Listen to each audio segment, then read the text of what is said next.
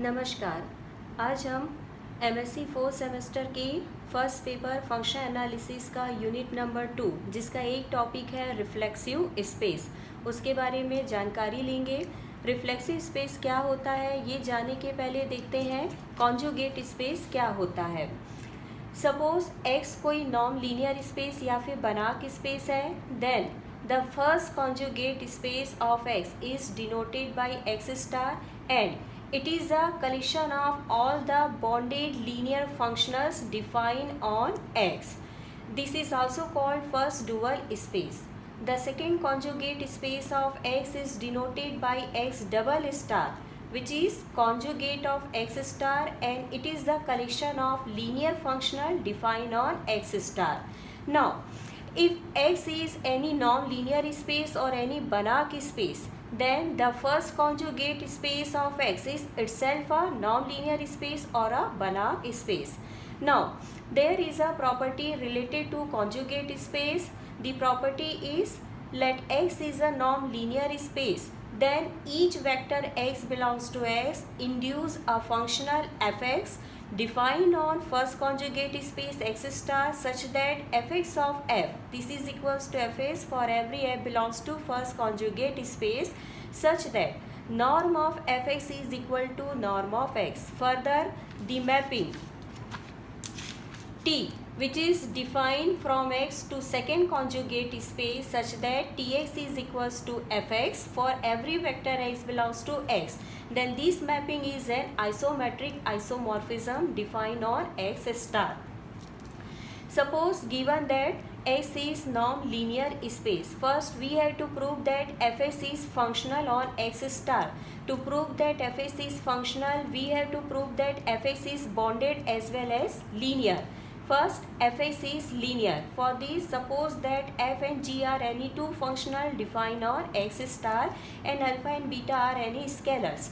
Then, fx of alpha a plus beta g, this is equal to alpha a plus beta g into x as we define the mapping fx. This can be written as alpha fx plus beta gx. Since f and g both are linear, so this can be written as, and this is equal to alpha fx of f plus beta fx g. This shows that fx is linear. Next, fx is bounded. Let f is a functional defined on s star. Now, mod of fx of f, this is equal to mod of fx, and since f is bounded, this is less than equal to norm of f into norm of x. If we put norm of f equal to m, then we get mod of fx f is less than equals to norm of s into m. This shows that the mapping fx is bounded.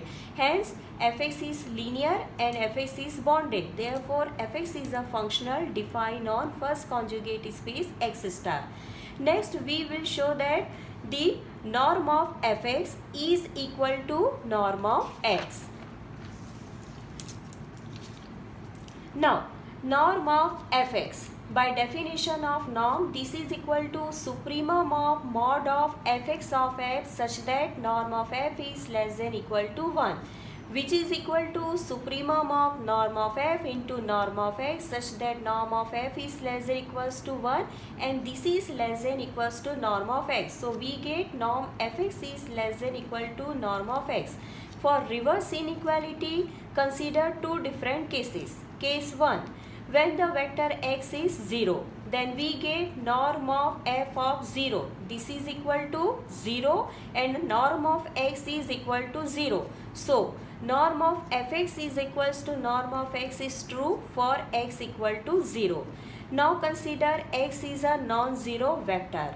Then there exists a functional f on x star such that norm of fx, this is equal to supremum of mod of fx of f such that norm f equals to 1 and which is equal to supremum of mod of fx such that norm of f equals to 1. Since norm of x, this is equal to mod of fx which is less than equals to supremum of mod of fx such that norm of f equals to 1. So, we get norm of fx is greater than equal to norm of x. So, by the equation number 2 and 3, we can say that norm of fx is equal to norm of x, that is fx preserve the norm. Next, we claim that T is an isomorphism. Isomorphism prove करने के लिए क्या क्या prove करना होगा? T is 1 on to n linear mapping. First, T is linear. Let x y belongs to x and alpha is any scalar. Now f of x plus y of f, this is equal to f of x plus y, and since f is linear, this is equals to fx plus f of y. Again, by definition, this is equal to fx of f plus f of f, which is equal to fx plus fy into f, and f of alpha x of f. Again, we define a mapping f. This is equal to f of alpha x. Again, f is linear. This is equals to alpha fx, which can be written as alpha fx of f, and this is equal to alpha fx of f. Hence, we get f of x plus y. This is equals to fx plus fy, and f of alpha is equals to alpha fx.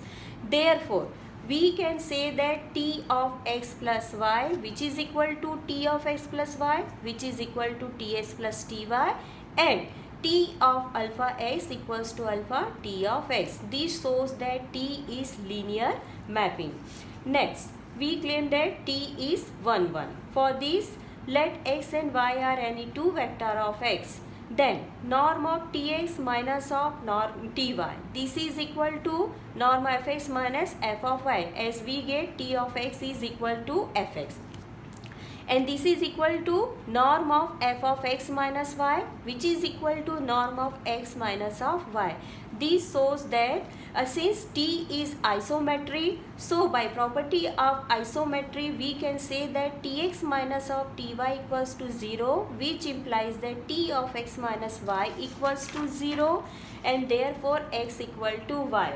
This shows that T is 1, 1 mapping. Also, T is onto mapping. So, we can say that T is an isometric isomorphism of X onto its first conjugate space X star. Next is reflexive space. Suppose that X star is any non-linear space or any Banach space.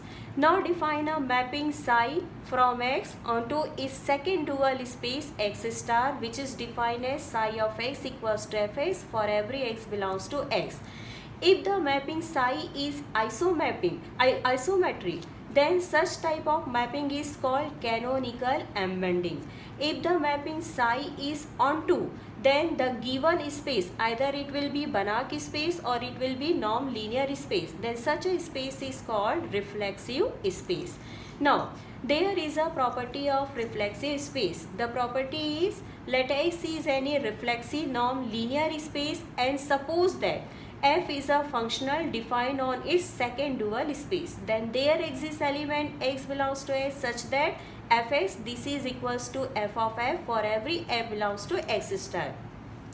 In just previous theorem, by the previous theorem, we can say that f belongs to Tx and Tx is equal to second conjugate space of x star. So, there exists element x belongs to x such that f is equal to t of x. Hence, f of f, this is equals to fx for every f belongs to x star. So, this is a property of reflexive Banach space.